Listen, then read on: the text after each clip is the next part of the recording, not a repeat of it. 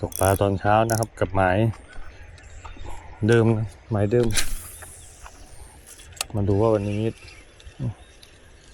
มีกัดเลยนะครับอย่าตกน้ำกัดเลยไม่รู้ปลาอะไรครับ